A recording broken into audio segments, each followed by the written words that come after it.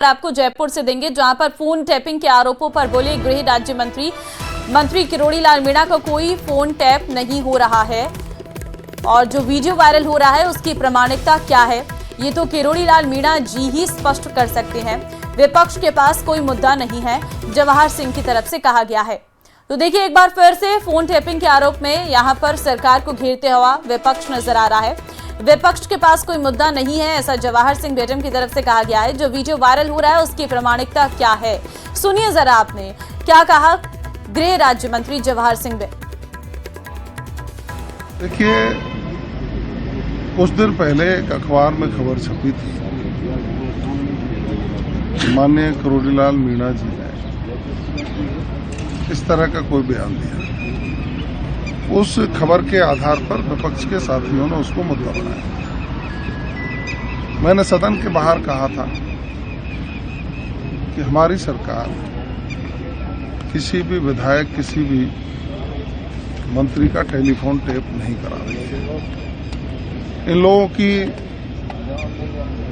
मांग थी कि इसको सदन में कहा जाए, तो सरकार की ओर से सदन में मेरे द्वारा स्पष्टता से जवाब पेश किया गया। तो कांग्रेस के लोग अपने गिरेबान में झांके। मैं फिर दृढ़ता से कह रहा हूं कि हमारी सरकार उनके कोई भी टेलीफोन टेप नहीं करा रही है।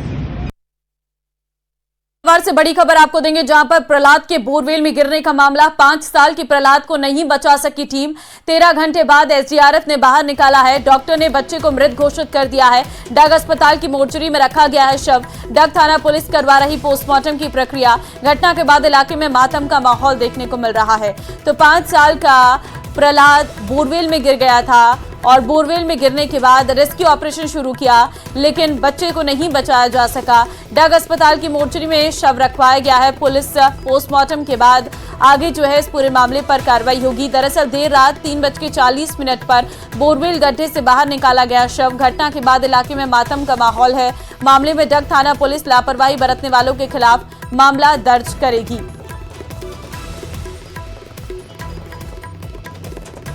कल एक बालक था 5 वर्षीय प्रहलाद नाम का, जो बोरवेल में गिर गया था। इसको एसडीआरएफ और एनडीआरएफ की मदद से आज सुबह 3:30 बजे करीब बोरवेल से निकाल लिया। उसको फिर यहाँ सीएससी हॉस्पिटल डग में लाया गया। वहाँ डॉक्टर ने उसे मृत घोषित करवा दिया था। उसके बाद अभी उस बालक का पोस्टमार्टम करवाया जा रहा है। फिर उसके बाद पोस्टमार्टम बाद आगामी कार्रवाई की जाएगी। प्रशासन की व्यवस्था बहुत ही बढ़िया रही साहब, और हमने करीबन उनको जो टीम आई थी बाहर में रेस्क्यू टीम, उन्होंने 4 बजे के समथिंग उसको बाहर निकाल दिया।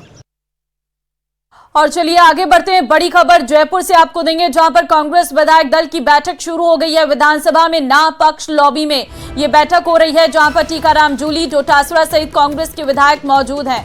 बड़ी खबर इस वक्त आपको दे रहे हैं। कांग्रेस विधायक दल की ये बैठक शुरू हो गई है। टीकाराम जूली हैं, डोटासरा हैं, कांग्रेस के और भी विधायक इस बैठक में मौजूद हैं।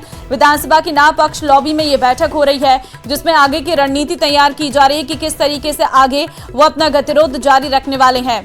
देखिए 6 विधायकों के निलंबन का ये मामला, जिसको लेकर गतिरोध लगातार बरकरार है। फोन टैपिंग के मामले को लेकर लगातार विपक्ष हमलावर है और ऐसे में क्योंकि पूरे 2 दिन से लगातार जो विधायक हैं वो विधानसभा के अंदर धरना दे रहे हैं, रात के समय वहीं पर सो रहे हैं। इस तरीके की तस्वीरें जो है विधानसभा के भीतर की सामने आ रही हैं। अब ऐसे में आज से विधानसभा की कार्रवाई फिर से सुचारू रूप से शुरू होनी है, तो अब देखना होगा कि किस तरीके से आज कांग्रेस की रणनीति रहती है और आगे किस तरीके से इस विरोध प्रदर्शन को रखना है।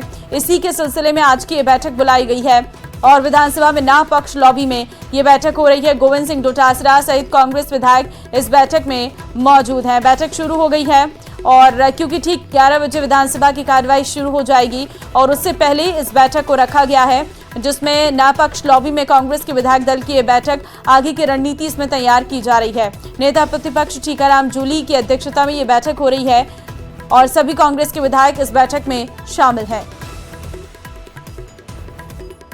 झुंझुनू से बड़ी खबर आपको देंगे। खेतड़ी में पुलिया के पास बड़ा हादसा हुआ है। 30 फीट लंबा सीमेंट से भरा कंटेनर पलट गया है। हादसे में 2 मजदूर जो वहां पर काम कर रहे थे वो बाल बाल बचे हैं। कंटेनर पलटने से रास्ता जाम हो गया। उप निरीक्षक ने मौके पर पहुंचकर जाम को खुलवाया है। तो जानकारी इस वक्त आपको दे रहे हैं, जहां पर खेतड़ी में पुलिया के पास बड़ा हादसा हुआ है, जहां पर 30 फीट लंबा जो है कंटेनर जो बजरी से भरा हुआ था, वो सीमेंट से भरा हुआ था, वो पलट गया और वहां पर जो काम कर रहे थे मजदूर वो भी इसकी चपेट में आ गए। हालांकि दोनों की जान को कुछ नहीं हुआ, दोनों सुरक्षित हैं। फिलहाल कंटेनर पलटने से रास्ता जाम हो गया, जिसे खोलने की कवायद शुरू की गई। और अब जयपुर के चंदवाजी से बड़ी खबर आ रही है सामने, जहां जयपुर ग्रामीण पुलिस की बड़ी कार्रवाई करते हुए एक रिजॉर्ट में रेड मारी है। यहां पर रेप पार्टी कर रहे थे 100 से अधिक युवक युवती नशे की हालत में मिले हैं। ऐसे में पुलिस ने कोटपा एक्ट के तहत युवक युवतियों के चालान काटे हैं और रिजॉर्ट संचालक और रेप पार्टी आयोजनकर्ता को गिरफ्तार किया है।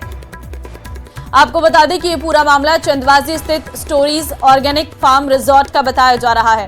तो बड़ी खबर यह है कि जयपुर ग्रामीण पुलिस की बड़ी कार्रवाई यहां पर देखने को मिली है। पुलिस टीम ने रिजॉर्ट में रेड मारी है और इस दौरान नशे में 100 से अधिक युवक युवतियां पाई गई हैं और तस्वीरें भी हम आपको दिखा रहे हैं। ये है वो दोनों संचालक, जो रिजॉर्ट का संचालक है और पार्टी का आयोजक है, दोनों को ही गिरफ्तार कर लिया है। शराब और ड्रग्स यहां पर बरामद किए गए हैं। कोटपा एक्ट में एक्शन लिया गया है।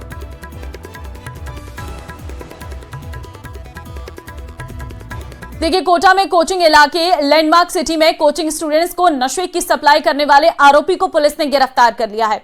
आरोपी बेखौफ होकर कोचिंग इलाके में स्टूडेंट सहित अन्य को गांजा बेच रहा था और मुखबिर से मिली सूचना के बाद पुलिस की टीम ने दबिश देकर आरोपी को गिरफ्तार कर लिया है। आरोपी बंटी केवट बालेता रोड का निवासी है। आरोपी बंटी के कब्जे से 1 किलो 20 ग्राम गांजा भी बरामद किया है। कुन्हाड़ी थाना अधिकारी अरविंद भारद्वाज का कहना है कि कोचिंग इलाके में किसी प्रकार के मादक पदार्थ की खरीद फरोख्त होते ही मुखबिर के जरिए तुरंत पुलिस को सूचना दी जाती है और कार्रवाई की जाती है। कोचिंग इलाके में कोचिंग स्टूडेंट को नशे का सौदा करने वाले के खिलाफ आगे भी कार्रवाई जारी रहेगी।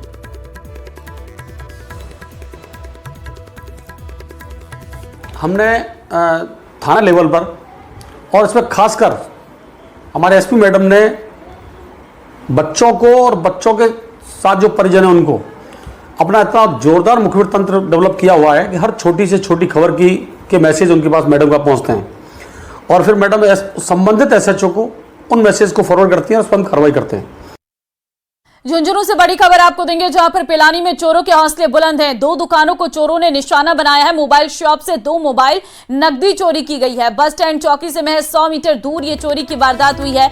पुलिस के नाक के नीचे से चोरी की वारदात सीसीटीवी में कैद हुई है। चोरी की वारदात 3 युवक चोरी करते नजर आए हैं। तस्वीरें आपके सामने, आप देखिए, बस स्टैंड चौकी से महज 100 मीटर की दूरी पर यह वारदात हुई है। पिलानी में चोरों के हौसले किस कदर बुलंद है। 2 दुकानों को चोरों ने निशाना बनाया है। पुलिस के नाक के नीचे से चोरी की वारदात को अंजाम दिया है। सीसीटीवी में कैद हुई है चोरी की पूरी वारदात, जो आपको तस्वीरों में भी नजर आ रहा होगा। 3 युवक चोरी करते नजर आए हैं।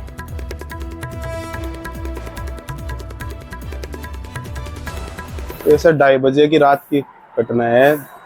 हमें फ़ोन आया पड़ोसी का, ये 2 दुकानों के उन पड़ोसी वाली बालाजी टेलीकॉम और हमारी दुकान के ताले टूटे हुए हैं, तो आप आ जाओ। आके देखा तो पुलिस आई हुई थी और देखा तो हमारे वाले में गले में से पैसे निकाल रखे हैं। एक तो दादाजी का पर्स था, उसमें इकट्ठे करते थे गरीबों के लिए 30-30 रुपये, तो 2-2.5 हज़ार रुपये तो वो थे और खुले वगैरह मिला के 3-1 हज़ार रुपये हमारे, वो लेके गए। दौसा से बड़ी खबर है, लालसोट में फिर एटीएम लूटने की कोशिश की गई है। नकाबपोश बदमाश ने एटीएम में लूट की कोशिश की है। आरोपी ने एटीएम बूथ में लगे सीसीटीवी के डायरेक्शन बदले हैं। सीसीटीवी से छेड़छाड़ के बाद एटीएम मशीन को खोला गया है। हैदराबाद कंट्रोल रूम से आया दौसा पुलिस को फोन और पुलिस के मौके पर पहुंचने पर बदमाश फरार हो गए। सीसीटीवी के आधार पर पुलिस मामले की जांच में जुटी हुई है।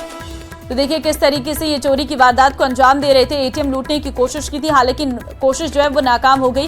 पहले देखिए आप सीसीटीवी को किस तरीके से उसकी डायरेक्शन को बदला जाता है। हालांकि जैसे ही हैदराबाद में जो टीम बैठी हुई है उन्हें इस बात की जानकारी मिले तो तुरंत दौसा पुलिस से संपर्क किया गया और उसके बाद जैसे ही पुलिस मौके पर पहुंची तब तक ये बदमाश यहां से फरार हो चुके थे।